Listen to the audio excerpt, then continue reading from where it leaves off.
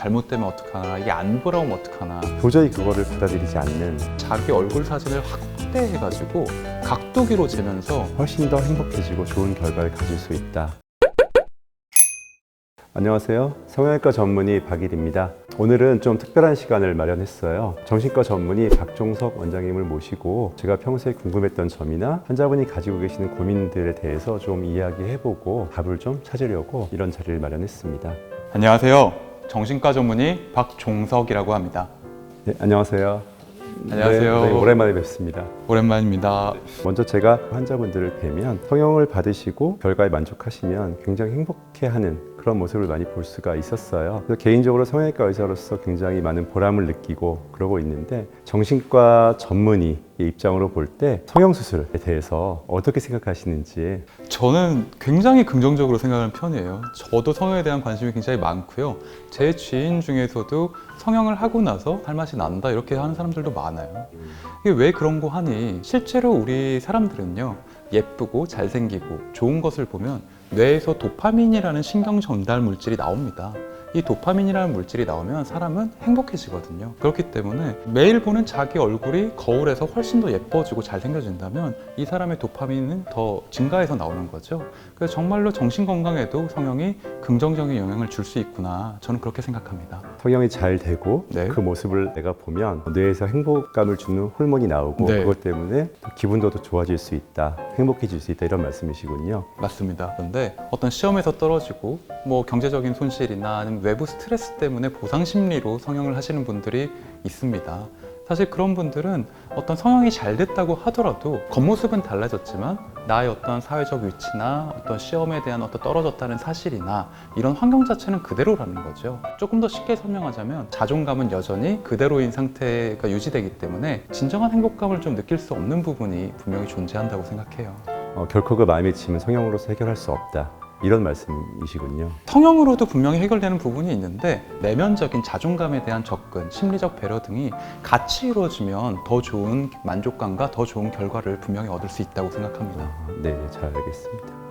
이번에는 좀 예민한 문제이긴 한데, 네. 사실 성형수술이라는 게 사람이 하는 것이기 때문에 확률적으로 우리가 예측하지 못하는 부작용이 분명히 생기는 경우가 있거든요. 이런 성형 부작용 때문에 원장님 클리닉을 찾은 환자분들이 있으신지. 사실 요새 성형외과 원장님들의 그 평균적인 실력이 굉장히 높아지셔가지고요, 부작용으로 오는 경우가 흔치는 않지만 분명히 있었어요. 그 결과가 만족스럽지 못하다거나 부작용 때문에 재수술을 기다리면서 환자분들은 되게 초조해하세요. 잘못되면 어떡하나, 이게 안 돌아오면 어떡하나, 그런 걱정을 굉장히 많이 하시거든요.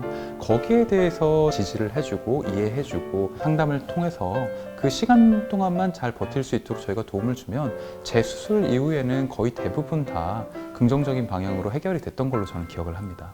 제가 재수술 상담을 하다 보면 나 수술이 잘못되었다 이렇게 오시는 분들 중에 크게 잘못된 게 없고, 전에 원장님과의 서로 이 소통의 오해랄까요? 그런 게 있어서 이걸 잘못됐다고 느끼시는 분도 있는 것 같아요. 물론 성형외과 원장님들이 다 훌륭하시지만 기술적인 면 이런 거에만 집중하시는 분들도 간혹 계시더라고요. 기본적으로 성형외과를 처음 찾아간 사람들이 재수술은 말할 것도 없고요, 굉장히 불안한 상태로 와요. 배려를 해주고 어루만져 주는 게 굉장히 필요하거든요. 의사 환자 간의 어떤 관계, 락보라고 하죠. 이런 믿음이 성형수술의 결과에 그리고 만족감에 저는 큰 영향을 주는 것 같습니다. 그러면 또 재수술 상담을 오셔서 나는 잘못되었다 말씀하시는 분들 중에 제가 이거는 그런 게 아니다, 객관적으로 설명을 잘 드려도 도저히 그거를 받아들이지 않는 네. 그런 분이 있으세요. 이런 분들은 어떻게 도움을 드려야 할까요? 원장님 말씀을 듣고 나니까 제가 딱 생각나는 분이 한 분 계시는데요. 저한테 오실 때 코 수술만 3번을 받고 오셨어요.